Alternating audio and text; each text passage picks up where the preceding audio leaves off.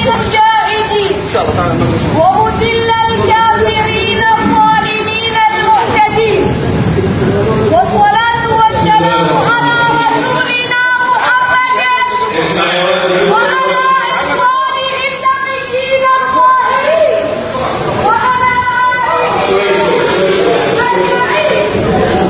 أيها يتحرر بيت المقدس إلى حملة صهيونية شرسة وإلى عدوان يهودي غاشم. هم اليهود قتلوا الأنبياء البغي والشقاق. الحمد لله رب العالمين.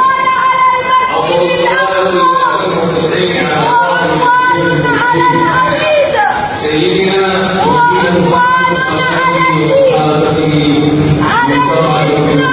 العظيم هو ميراث الأجداد مسؤولية الأخبار أرض الأنبياء مهبط الرسالات أرض فلسطين أرض مباركة. ومما يدل على فضائل بيت المقدس أنها قبلة المسلمين الأولى وثاني مسجد وضع على الأرض.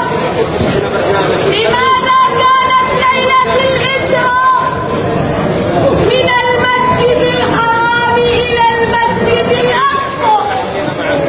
لماذا لم يكن المعراج من المسجد الحرام إلى السماوات العلى؟